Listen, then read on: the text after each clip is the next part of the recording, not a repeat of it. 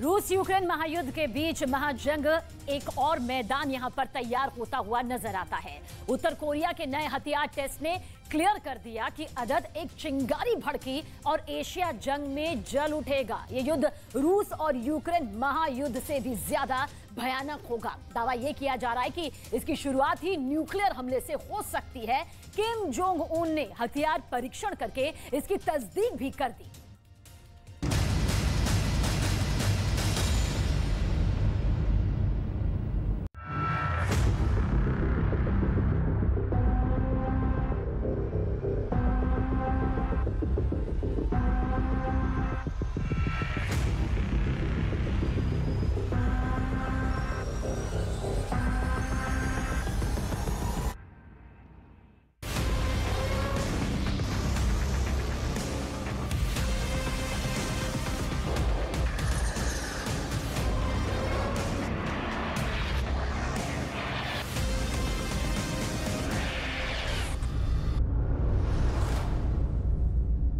दूरबीन से दुनिया की होने वाली तबाही का नजारा देख रहे हैं उत्तर कोरिया के प्रेसिडेंट किम जोंग उन।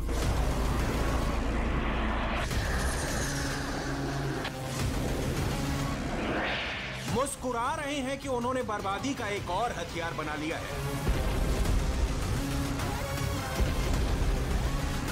वो हथियार जो रूस के नए हथियार पोसाइडन की तरह है, जो जहरीली रेडियो एक्टिव लहर पैदा करता है। देखते ही देखते पानी के भीतर सब कुछ खाक। विस्फोट के बाद दूर दूर तक रेडियो एक्टिव लहर समंदर के किनारे पहुंचती है।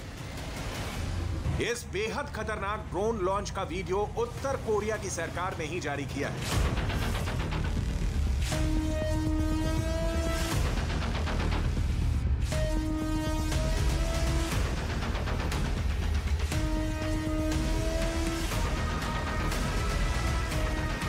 देखिए कैसे तिनके की तरह उड़ रहा है उत्तर कोरिया के दावे के मुताबिक परमाणु क्षमता से लैस ड्रोन।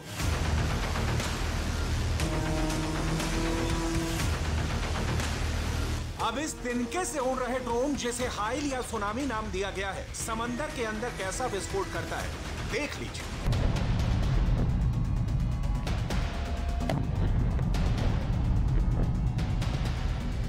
किम जोंग का हर कदम युद्ध की अभिलाषा में उठाया गया कदम होता है। टारगेट बिल्कुल क्लियर, दक्षिण कोरिया और अमेरिका।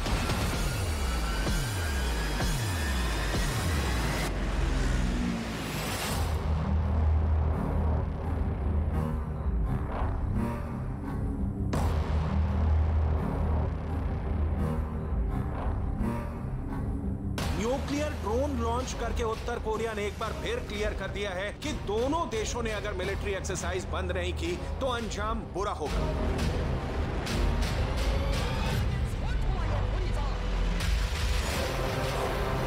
दक्षिण कोरिया और अमेरिका का सैन्य सहयोग किस लेवल का है, ये किसी से छुपा नहीं है। दोनों देशों के बीच रक्षा सहयोग को लेकर कई तरह की संधियां हैं। अक्सर दोनों देशों की सेना मिलिट्री ड्रिल करती है। दक्षिण कोरिया पर हमले का मतलब होगा कि नॉर्थ कोरिया, साउथ कोरिया युद्ध में अमेरिका की डायरेक्ट एंट्री, और इसी एंट्री के खिलाफ किम जोंग उन हथियार पर हथियार लॉन्च कर रहे हैं।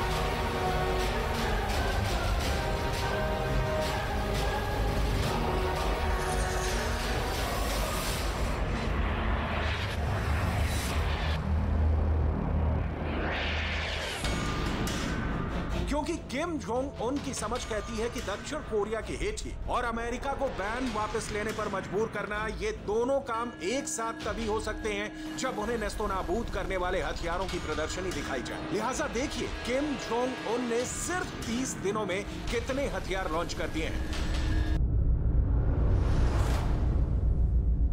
18 मार्च 18-19 मार्च को ही किम जोंग उन अपनी बेटी के साथ जंगल में दिखे थे। कहा गया कि उत्तर कोरिया की मिलिट्री टैक्टिकल ड्रिल कर रही थी, जिसका मकसद है nuclear counter attack. Kim Jong Un अपनी बेटी के साथ इस ड्रिल को देखने पहुंचे थे।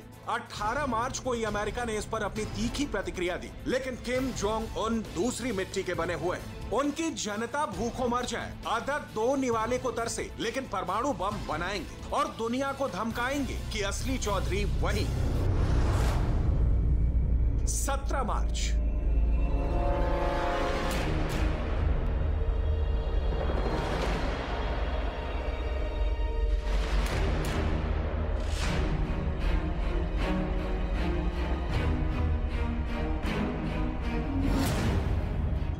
मार्च को उत्तर कोरिया ने दावा किया कि उसने इंटरकॉन्टिनेंटल बैलिस्टिक मिसाइल का सफल परीक्षण किया है। उत्तर कोरिया ने साफ लहजे में कहा कि यह दुश्मन देश के दिल में डर बिठाने के लिए टेस्ट किया गया है। इसके पहले जापान और दक्षिण कोरिया ने क्षेत्रीय सुरक्षा को लेकर कुछ बात की थी, जिसका जवाब किम जोंग उन ने इंटरकॉन्टिनेंटल बैलिस्टिक मिसाइल फायर कर दिया।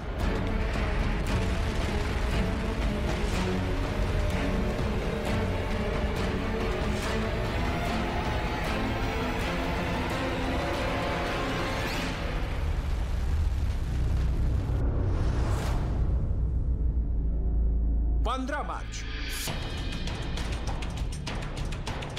15 मार्च को दक्षिण कोरिया ने बताया कि उत्तर कोरिया ने ताजा मिसाइल ड्रिल की है, जिसकी तस्वीर आपकी स्क्रीन पर है। 13 मार्च को उत्तर कोरिया की सरकार ने ऐलान किया कि उसने सबमरीन से लॉन्च होने वाली क्रूज मिसाइल का टेस्ट किया है। लगातार किम जोंग उन युद्ध की मुद्रा में है, जो बड़े बड़े देशों के भूते की बाहर की बात है। किम जोंग उन वो भी हथियार की ताकत दिखाकर करना चाहते हैं।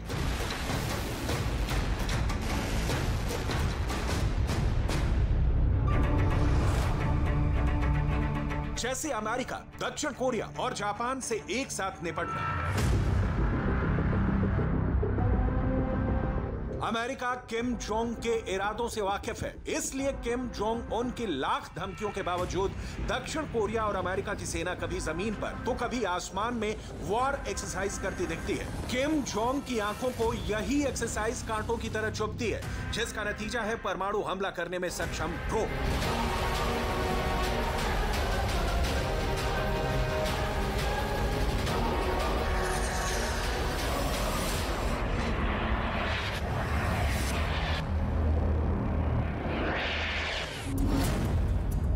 इस नए ड्रोन को हाइल या सुनामी नाम दिया गया है। इस ड्रोन सिस्टम का मकसद दुश्मन के समुद्र में घुसकर उसकी नौसेना के हमलावर ग्रुप को तबाह करना है, साथ ही समुद्र के अंदर विस्फोट के जरिए विशाल रेडियो एक्टिव लहर पैदा करना है। इस ड्रोन को हर कीमत पर किसी तटीय मिशन के लिए तैनात किया जा सकता है। इसे जहाज की मदद से वहां तक ले जाया जाएगा। जो फोटोग्राफ उत्तर कोरिया के सरकारी मीडिया की तरफ से जारी की गई है, उसमें नजर आ रहा है कि एक टॉर्पीडो के आकार की चीज के करीब किम जोंग उन भी मौजूद है।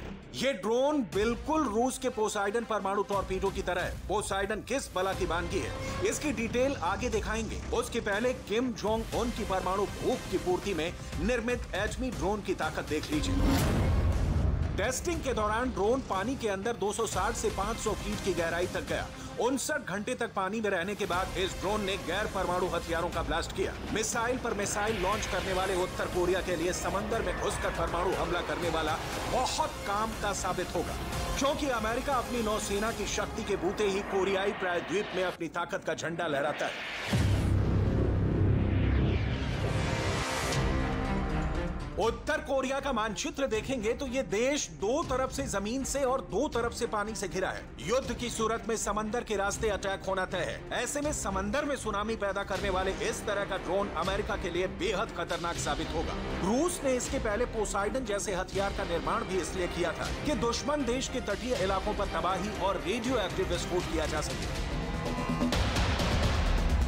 इसी साल जनवरी में रूस ने दुनिया के सबसे बड़ी पनडुब्बी बेलगोरोड से परमाणु सुनामी लाने वाले टॉर्पीडो पोसाइडन को टेस्ट किया। बेलगोरोड पनडुब्बी से फायर किए जाने वाले पोसाइडन टॉर्पीडो 100 मेगाटन के न्यूक्लियर वॉरहेड से लैस है। ये टॉर्पीडो पनडुब्बी से अलग होने के बाद स्वतंत्र रूप से दुश्मन के इलाके में मौजूद उथले समुद्र में हमला कर सकता है। सबसे बड़ी बात ये कि ये टॉर्पीडो पूरी तरह से ऑटोनॉमस है। अपने लक्ष्य की तरफ बढ़ने के दौरान ये पानी के भीतर सही समय का खुद ही इंतजार कर सकता है।